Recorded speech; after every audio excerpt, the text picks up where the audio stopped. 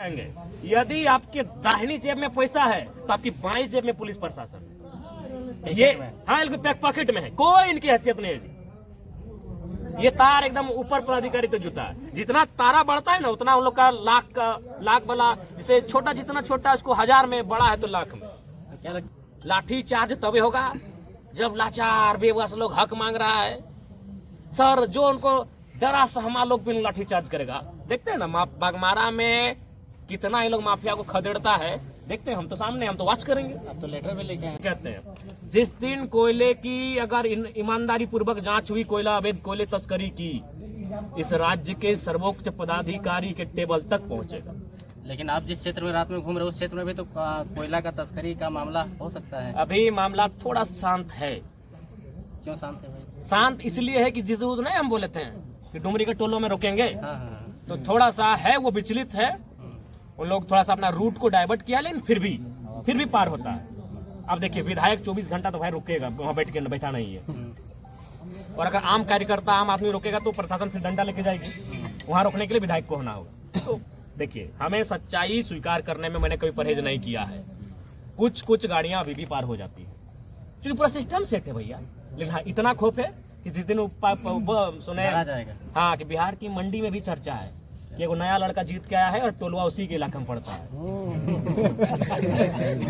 तो ये तो है कि जिस दिन मैं खेपा हम, जिस दिन हमको थोड़ा सा टाइम भी नहीं मिलता है, 3-4 को विधानसभा जाना पड़ता है, रात को 2 बजे के सोते हैं, फिर 10 बजे, या तो जो सरकार में भी बैठकर क्रांतिकारी डिसीजन होगा तभी ये शांत होगा, और नहीं तो कुछ नहीं। एकदम स्पष्ट कहते हैं इनका लाठी चार्ज तभी होगा जब लाचार बेबस लोग हक मांग रहा है सर, जो उनको डरा सहमा लोग भी लाठी चार्ज करेगा। देखते हैं ना बागमारा में कितना ये लोग माफिया को खदेड़ता है, देखते हैं, हम तो सामने, हम तो वॉच करेंगे। अब तो लेटर भी लेके आए हैं सीएम को। बिल्कुल, हमें खेद है, हम बोले हम कुछ विषयों पर जो गलत है उन पे हम बोलेंगे, लेकिन एक मानवता के नाते हमें भी पीड़ा है कि भाई एक संवैधानिक पद पे जो व्यक्ति है, एक माफिया कैसे मारेगा यार उसको?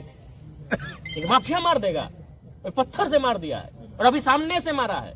जो वहाँ लोग कह रहे, चूंकि यह पुलिस का मामला है, डर से हमें कुछ कोई बोलेगा नहीं, सब जरा मत थोड़ी है कि मुंह खोल देगा, कलेजा चाहिए ना भाई।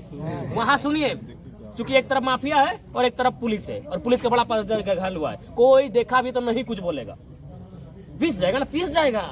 वहाँ क्या हुआ है कि माफिया को पकड़ के ले जा रहे थे डीएसपी महोदय, गाड़ी में बैठाने वाले थे, तब तक उसका समर्थक लोग ला जाके उनको पत्थरबाजी करके घायल कर दिया है। वही देखते हैं प्रशासन का, और आज उनका कार्यवाही बता देगा कि वो सेट है कि नहीं है। अगर धनबाद से, कोयलांचल से, धनबाद बोकारो मिलके और कुछ कोलियरी का हिस्सा मिले कोयलांचल बनता है, अगर कोयलांचल में माफियाओं का मनोबल गिरता है तभी समझिए कि पुलिस निष्पक्ष और ईमानदार है, और नहीं उसके बाद भी अगर कोयले की काली कमाई जारी रहती है तो सोच लिए वो सेट है। तो क्या पुलिस अपना जान जोखिम में डाल के पैसा कमाएगी? जी बिल्कुल, जान जोखिम में कहाँ है जी, इसमें जान जोखिम में कहाँ है? कपार फोड़वा लिया वो तो मैंने जब उनको लाने जाए लगा, गाड़ी में बैठाने लगे, तब उधर से मैंने जो ग्रामीण देखा, जिन्होंने जो डरे समय हमको सुनाए, तब उनके साथ ये घटना हुई। हम घटना की बिल्कुल भर्त्सना करते हैं, निंदा करते हैं, और हम प्रार्थना भी करते हैं कि स्वस्थ होकर वो शख्स, वो पुलिस का पदाधिकारी हम सबों के बीच आए। लेकिन गुस्सा है हमें कि कैसे माफियाओं का मनोबल इतना बढ़ा है, कैसे। लेकिन जयराम जी, अगर इस घटना के तह तक जाएंगे तो 2 राजनीतिक दल, कहा जाता है कि एक सांसद और दूसरा जेएमएम पार्टी के जो भी नेता है, उन दोनों गुटों के बीच में ये झगड़ा हुआ था। और देखिए मामला क्या है, मामला है वहाँ गोविंदपुर शायद एरिया का नाम है, हाँ जो भी है, गोविंदपुर, धर्मा बांध और 4-5 गांव जो भी है, हाँ जो भी है, खरखरी, तो उधर जो भी एग्जैक्ट नाम हमने कन्फर्म है, मैंने बागमारा का वो क्षेत्र, उनको एक गाँव है, कुछ गाँवों को विस्थापित किए बिना काम हो रहा था। और देखिए आज फिर कहेंगे, बेशक हम कंपनी का सामान यूज करते, इसका मतलब नहीं कि हम गलत चीज का समर्थन करेंगे। आपकी टोपी कंपनी से आता है, मेरा जैकेट कंपनी से आता है, मेरा कंपनी क्या की है, अपना लठेत पाल के रखी है, वही जो आप हाँ गुंडा लठेत। और वो लठेत कौन है आज के डेट में? पार्टी के नेता है। ये तो जेलकेम का अगर उसमें अगर थोड़ा सा भी इंटरफेयर होता ना तो अभी नेशनल न्यूज बनता, तब न्यूज में एकदम मसाला, जरा अभी जेलकम नहीं, जरा महतो के समर्थक, जरा महतो के दाएं हाथ, जरा महतो के बाएं हाथ। लेकिन वो सरकार का पार्टी है, सब मोनी बाबा बन गए। तो वहाँ क्या होता है, हिल टॉप कंपनी, नाम लेने में कोई हर्ज नहीं होना चाहिए। वो क्या करती है, गुंडा हायर की है, क्योंकि ऐसा उनको लगता है कि अगर रैयतों को हमको नौकरी देना पड़ेगा तो मान के चलिए 50 रुपया खर्च हो जाएगा, रैयतों को अगर मुआवजा देना होगा तो और 50 रुपया खर्च होगा, लेकिन उनको नौकरी और मुआवजा ना देकर हम कुछ गुंडा को 50 रुपया दे देते हैं। 50 रुपया मेरा बना। कंपनी का मतलब होता है मुनाफा। एक बात क्लियर जान ले, कंपनी का मतलब होता है मुनाफा, मानवता का कोई संबंध नहीं है कंपनी से। वो क्या करती है कि रैयत को, अगर वो रैयत को मुआवजा दे देती, रैयत जो लोग हैं उनको अगर योग्यता के आसार, अरे नॉन स्किल में दे दो यार, कोई तो नहीं बोल रहा कि हमको वहाँ ऑपरेटर और माने इंजीनियर के काम में लगा दो, झाड़ू पोछा कुछ भी करा लो, काम है ढुलाई का काम करा लो, नॉन स्किल में आप दे दो। यानी उसको नियोजन और मुआवजा देकर अगर काम करती तो विवाद नहीं होता, लेकिन वो जानती है मुनाफा कैसे आएगा।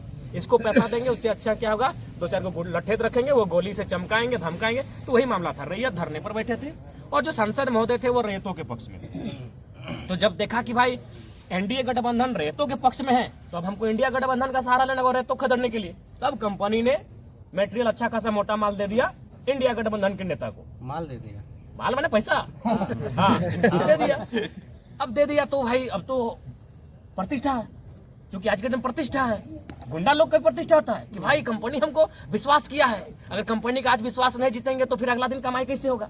तो उस कंपनी का विश्वास जीतने के लिए गुंडा लोग किसी भी हद में जा सकता है, क्योंकि वो कंपनी आने वाला दिन और काम टेंडर लेगी। जब और टेंडर लेगी तो फिर उसी गुंडे को याद करेगी कि गुंडा जी आपने अच्छा काम किया था वहां पे, गुंडा भाई। तो उस कंपनी का विश्वास को जीतने के लिए गुंडा भाई मजबूर है। तब गुंडा भाई अब चल गए रैयतों को मारने पीटने। अब आ गई कंट्रोवर्सी। तो भाई प्रशासन का वहां कर्तव्य बनता है कि अब विधि व्यवस्था खराब होगी, एक तरफ रैयत है, एक तरफ कंपनी के लठेत यानी गुंडा भाई लोग। तो अब है क्या कि अब वहां विवाद होगा, तब प्रशासन इंटरफेयर करती है कि भाई ऐसा ना हो, समझौता हो, वार्ता हो। तो उसी क्रम में ये माहौल खराब होता है। चूंकि हम सुनी हुई बात कह रहे हैं, अब हम जो कह रहे हैं आप उसे एक्सेप्ट नहीं मानिए, आप भी इंक्वायरी कर ले। हम ये नहीं कि हम ब्रह्मास्मि, हम जो कह रहे हैं वही सत्य है। आप भी जाके, चूंकि आप रिपोर्टर हैं, पता के लिए जो बात मैंने सुना मैं अपने तर्क को रख रहा हूँ। तो रैयत का पक्ष और कंपनी के गुंडों का, लेकिन चूंकि प्रशासन का कर्तव्य बनता है कि माहौल खराब ना हो, और प्रशासन का एंट्री होता है तीसरा पक्ष के रूप में, होता है झड़प होता है। तो प्रशासन को लगता है कि ये बदमाश है, ये गुंडा है, ये माफिया है, उसको पकड़ के वो गाड़ी में बैठाती है। अब उसी क्रम में उस गुंडों के समर्थक एसडीपीओ महोदय को घायल करते हैं। ये हमारी काली सच्चाई है। इसलिए आज फिर कहूंगा, कोयलांचल के लिए मैं फिर कहूंगा, 1000 बार कहूंगा, भले नेशनल मीडिया में नहीं, इंटरनेशनल मीडिया में हमारे इस बयान को चलाए कि विधायक का बिगड़े बोल, लेकिन आज फिर कहेंगे हम दो हमारे दो नहीं, 1 या 2 एक्स्ट्रा पैदा कीजिए, उसको परवरिश कीजिए और बिल्कुल उसको बागी और विद्रोही बनाइए। इनके सामने आप नहीं टिक पाएंगे। ये कंपनी से पैसा लेते हैं जी, कंपनी मतलब नो मानवता, ओनली मुनाफा, कैसे लड़े।